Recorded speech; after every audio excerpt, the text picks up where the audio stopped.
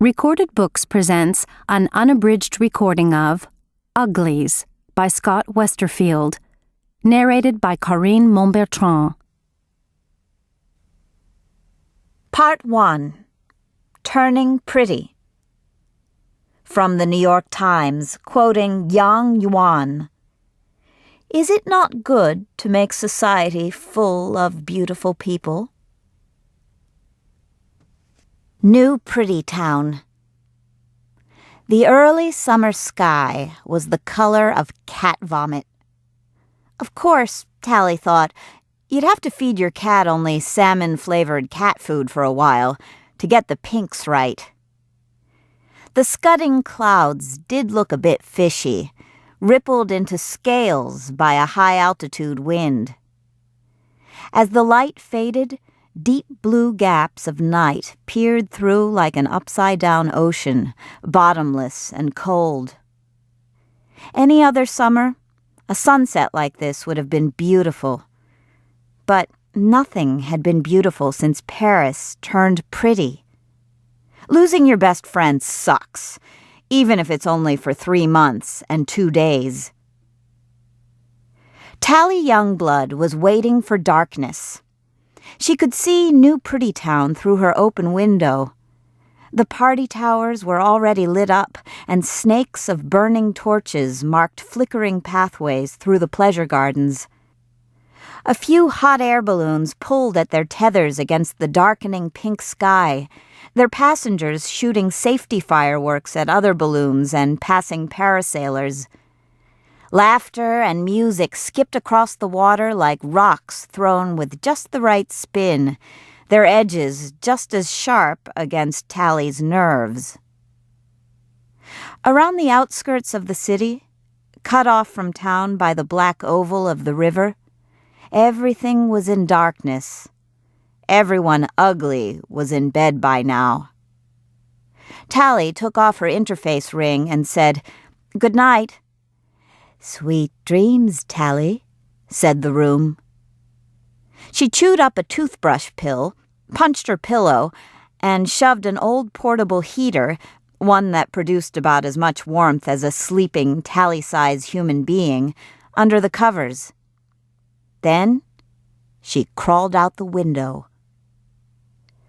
Outside, with the night finally turning coal-black above her head, Tally instantly felt better. Maybe this was a stupid plan, but anything was better than another night awake in bed feeling sorry for herself. On the familiar leafy path down to the water's edge, it was easy to imagine Paris stealing silently behind her, stifling laughter, ready for a night of spying on the new pretties. Together. She and Paris had figured out how to trick the houseminder back when they were 12, when the 3-month difference in their ages seemed like it would never matter. "Best friends for life," Tally muttered, fingering the tiny scar on her right palm. The water glistened through the trees, and she could hear the wavelets of a passing river skimmer's wake slapping at the shore. She ducked, hiding in the reeds. Summer was always the best time for spying expeditions. The grass was high, it was never cold, and you didn't have to stay awake through school the next day. Of course, Paris could sleep as late as he wanted now.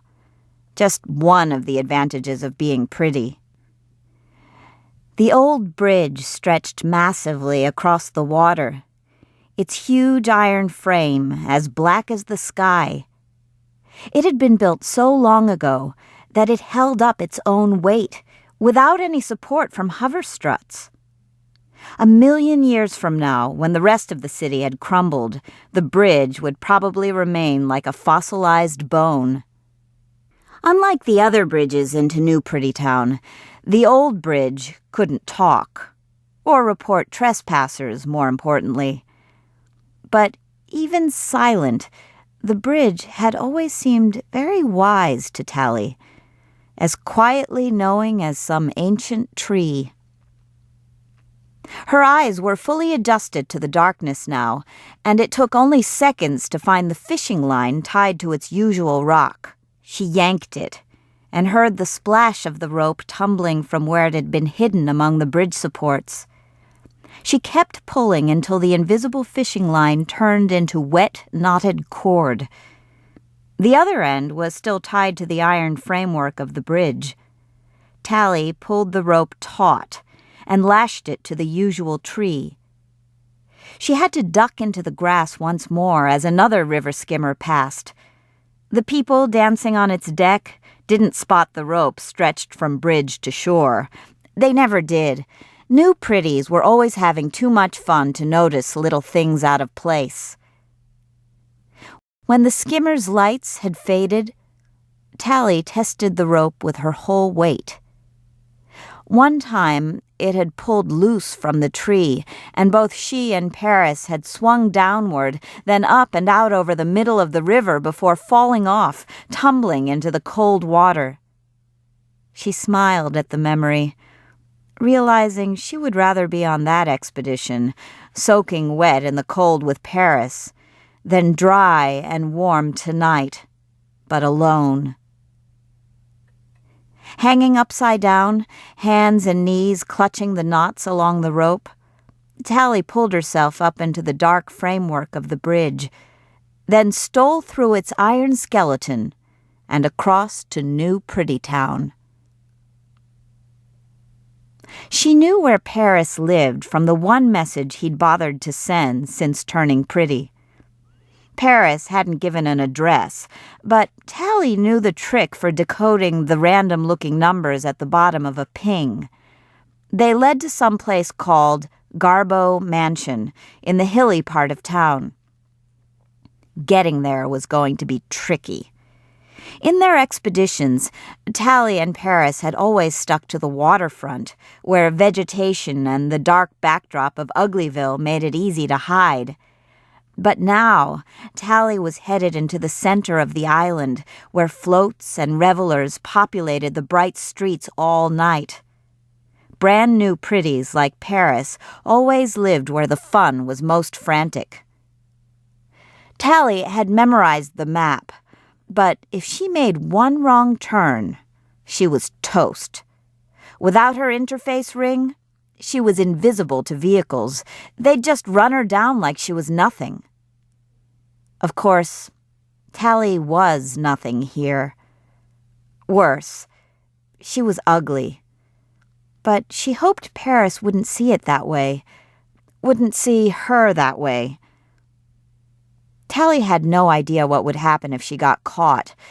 This wasn't like being busted for forgetting her ring, skipping classes, or tricking the house into playing her music louder than allowed. Everyone did that kind of stuff, and everyone got busted for it. But she and Paris had always been very careful about not getting caught on these expeditions. Crossing the river was serious business. It was too late to worry now, though. What could they do to her anyway? In 3 months, she'd be a pretty herself. Tally crept along the river until she reached a pleasure garden and slipped into the darkness beneath a row of weeping willows. Under their cover, she made her way alongside a path lit by little guttering flames.